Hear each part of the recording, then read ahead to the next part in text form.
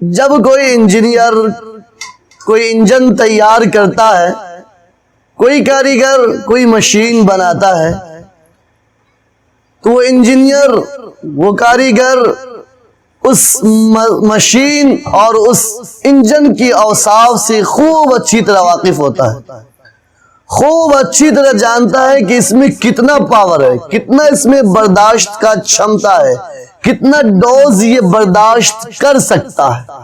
اس کی خوبیوں سے، اس کی اچھائیوں سے خوب اچھی طرح واقف ہوتا ہے، اور اس سے بھی واقف ہوتا ہے کہ اس میں فالٹ کہاں پر ہے، خرابی کہاں پر ہے، یہ کب بلاسٹ کر جائے گا، کتنے دن یہ صحیح چلے گا، اس سے بھی وہ اچھی طرح واقف ہوتا ہے۔ اللہ تبارک و تعالی نے انسان کو پیدا فرمایا، انسان کو اشرف المخلوقات قرار دیا کہ فرشتوں سے بھی افضل انسان ہے۔ اس کے باوجود اللہ اس بات سے بھی واقف ہے کہ 5 خرابیاں ہیں انسان کے اندر۔ کتنی خرابیاں ہیں؟ 5 خرابیاں ہیں انسان کے اندر، اور اللہ تبارک و تعالی اس کو اپنے قرآن مقدس میں بیان بھی کرتا ہے، اس کو اعلان بھی کرتا ہے کہ 5 خرابیاں ہیں انسان کے اندر۔ اللہ انسان کو اشرف المخلوقات کہنے کے ساتھ ساتھ انسان کی خرابیوں پر بھی متنبہ کرتا ہے۔ اللہ نے ارشاد فرمایا انہو کان ظلوما جہولا، کہ انسان ظالم ہے، ظلم کرنے والا ہے۔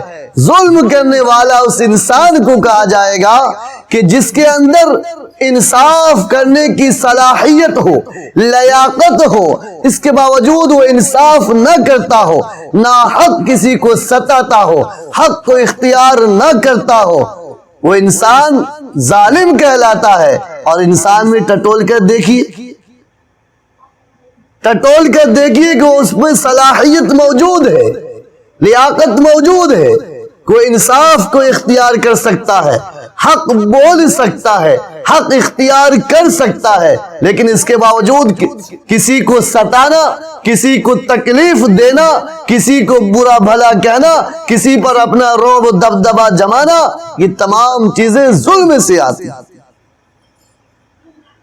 انہو کان ظلوما جہولا، اللہ نے فرمایا کہ انسان جاہل بھی ہے۔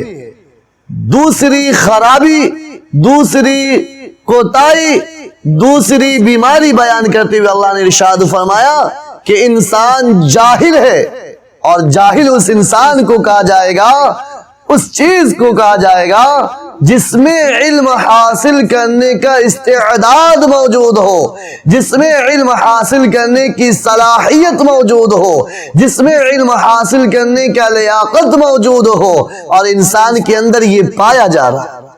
انسان جب وہ اخروی علم حاصل کرتا ہے، اللہ اور اللہ کے رسول کا علم حاصل کرتا ہے، اس پر عمل کرتا ہے، وہ انسان اللہ کا مقرب بندہ بن جاتا ہے، وہ انسان اللہ کے پیارے نبی کا قرب سے انسان کو حاصل ہو جاتا ہے، وہ انسان اللہ کے نبی کے قریب ہو جاتا ہے، وہ انسان دنیا و آخرت میں کامیاب ہو جاتا ہے، دنیا و آخرت میں عزت کی نگاہ سے دیکھا جائے گا، دنیا میں انسان اسے عزت کی نگاہ سے دیکھے گا، اور روز محشر اللہ تبارک و تعالی عزت کا تاج پہنائے گا۔ اور جب وہ انسان دنیاوی علم حاصل کر لیتا ہے، دنیاوی علم پر محنت کر لیتا ہے، تو بڑے بڑے عہدے پر فائز ہو جاتا ہے، بڑے بڑے عہدے پر وہ گامزن ہو جاتا ہے۔ اس لیے انسان کے اندر علم حاصل کرنے کی استعداد، صلاحیت موجود ہے،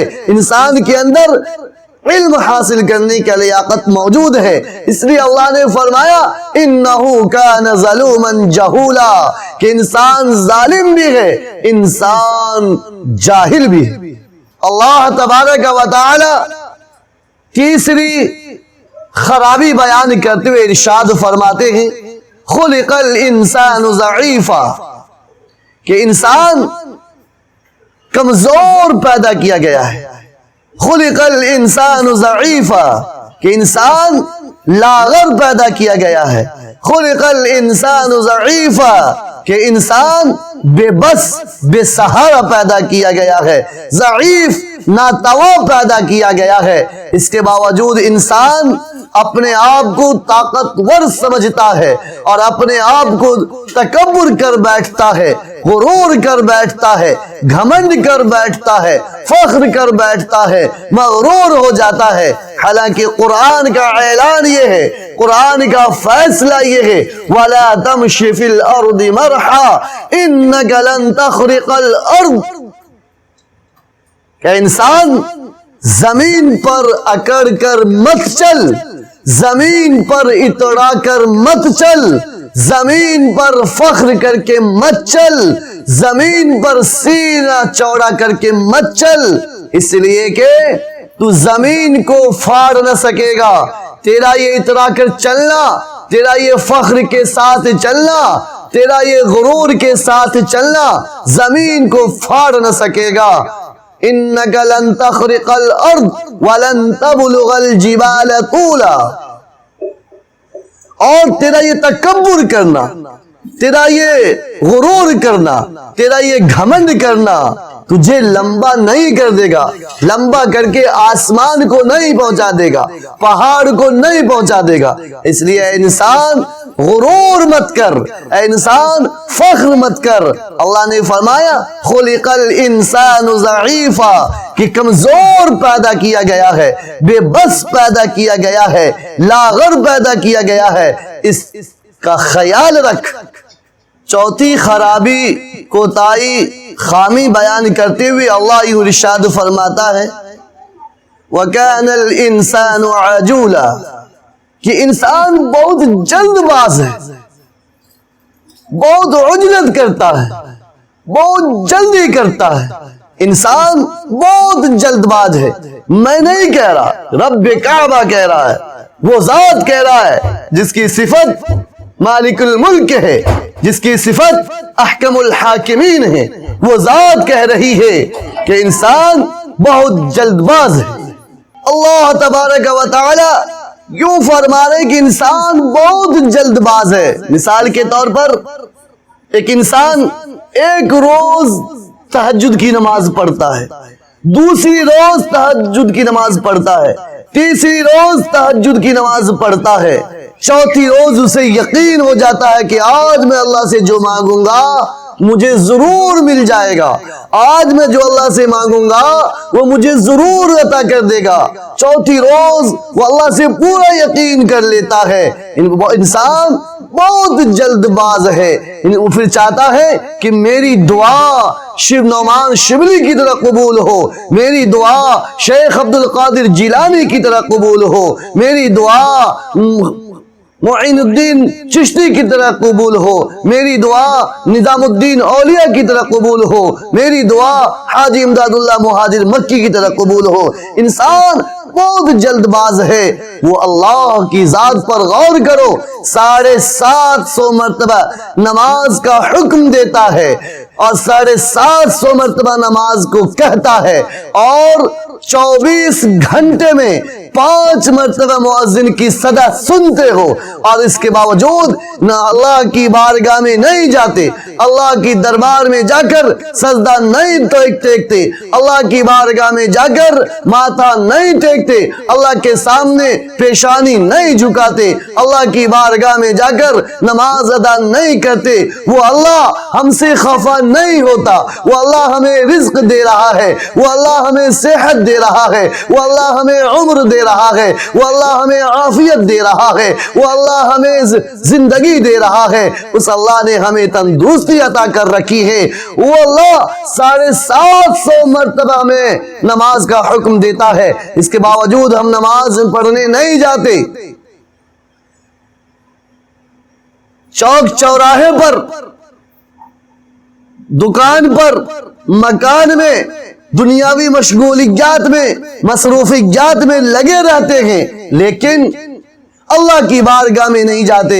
اللہ کبھی رزق بند نہیں کرتا، کبھی ہوا بند نہیں کرتا، کبھی پانی بند نہیں کرتا، کبھی تمہاری زندگی کو نہیں چھینتا. اس کے باوجود انسان 5 دن تہجد کی نماز پڑھ لے تو سمجھتا ہے کہ میں شیخ عبد القادر جیلانی بن گیا، میری دعا کیوں رائے گاہ ہو گئی، میں نے اللہ سے مانگا تھا اللہ نے مجھے عطا نہیں کیا۔ تہجد پڑھنا چھوڑ دیتا ہے۔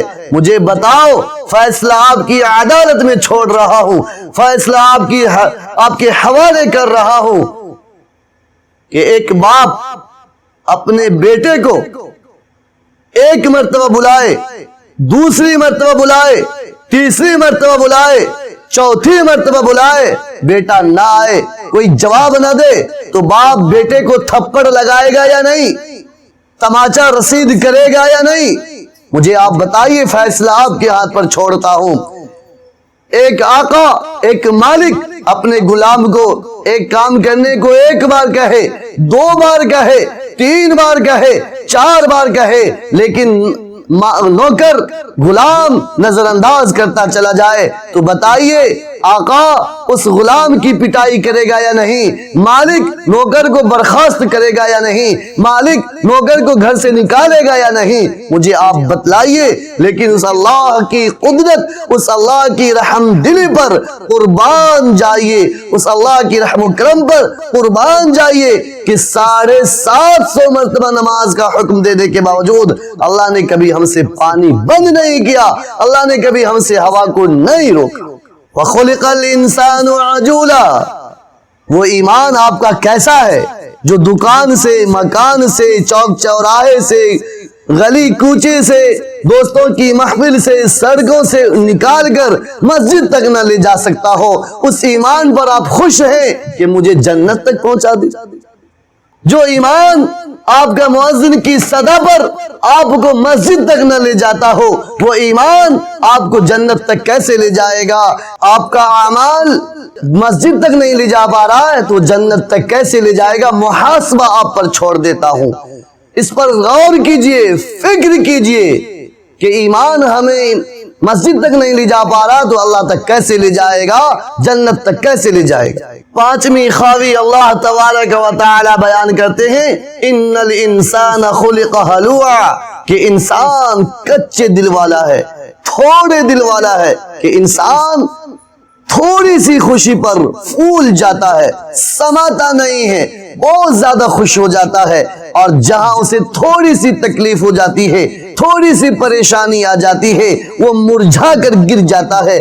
انسان کچے دل والا ہے، انسان کچے جی والا ہے، اس لیے اللہ تبارک و تعالی ارشاد فرماتا ہے، ان الانسان خلق ہلوعا، کہ انسان جب کامیاب ہوتا ہے، انسان جب ایگزام میں، پیپر میں اچھا نمبرات لے آتا ہے تو اس کو اپنی جانب منسوب کرتا ہے کہ میں نے اعلیٰ نمبرات حاصل کیے ہیں، میں نے محنت بہت کی تھی، میں نے ہر سوال کے جواب میں بحسن خوبی جواب دیے ہیں، اچھے انداز میں تحریر کی ہے، اچھے انداز میں نے لکھی ہے، اس لیے میرا اعلیٰ نمبر آیا، میرا ممتاز نمبر آیا، میں فرسٹ ڈویژن سے پاس ہوا۔ لیکن حضرات گرامی، جب وہی طالب علم، وہی ودیارتی اگلے ایگزام میں فیل ہو جاتا ہے، اگلے ایگزام میں کروس لگ جاتا ہے، اگلے ایگزام میں اس کا نمبر کم آ جاتا ہے، پھر وہ وہی کہتا ہے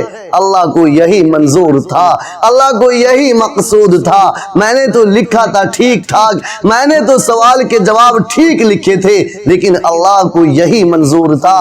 جب کامیابی ملی تو اپنی جانب، اور جب فیل ہو گئے، جب ناکام ہو گئے، جب نامراد ہو گئے تو اللہ کی جانب منسوب کرتے ہیں۔ حضرات گرامی، اسی کو اللہ نے فرمایا خلق الانسان ہلوعا، کہ انسان کچے دل والا ہے۔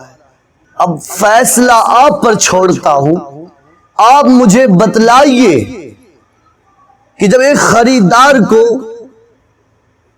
ایک مشین کے اندر، ایک انجن کے اندر اتنی ساری خرابیاں پتہ ہو، پھر کوئی اس کو خریدے گا؟ ہرگز نہیں خریدے گا۔ لیکن اس کے باوجود اللہ تبارک و تعالی انسان کو خریدتا ہے۔ اللہ نے فرمایا ان اللہ اشترى من المؤمنین انفسهم واموالهم بان لهم الجنہ، اللہ تبارک و تعالی نے انسان کی جان اور مال کے بدلے میں جنت خرید۔ جب تک بکے نہ تھے کوئی پوچھتا نہ تھا، تو نے خرید کر ہمیں انمول کر دیا۔ یہ وہ بازار ہے ثنا جس میں فرشتے بک جائیں، یا ہر چیز بکتی ہے، بتاؤ کیا خریدو گے؟ انسان میں اتنی ساری خرابیاں ہیں، کوتاہیاں ہیں، خامیاں ہیں، اس سے انکار نہیں، لیکن انسان کے اندر ایک جذبہ آ جائے، ایک جذبہ آ جائے تو تمام خامیوں پر پردہ ڈال دیتا ہے، وہ انسان پھر پھول بن جاتا ہے۔ جس طریقے سے ایک پودا ہو، پھول کا پودا ہو، پانی نہ ملنے کے کارن پھول بھی مرجھا جائے اور پھول کے پودا بھی مرجھا جائے، لیکن جیسے اسے پانی میسر ہوگا تو پودا بھی کھل جائے گا اور پھول بھی کھل اٹھے گا، وہ اپنی خوشبو بکھیرنے لگ جائے گا۔ اس جذبے کا نام محبت الہی ہے۔ جب اللہ کی محبت، خدا کی محبت، پالنہار کی محبت، رب کعبہ کی محبت ہمارے دلوں میں سما جائے گا، ہمارے دلوں میں آ جائے گا، پھر تمام طریقے کی خامیاں، تمام طریقے کی خرابیاں سب ایک طرف، اللہ کی محبت ایک طرف۔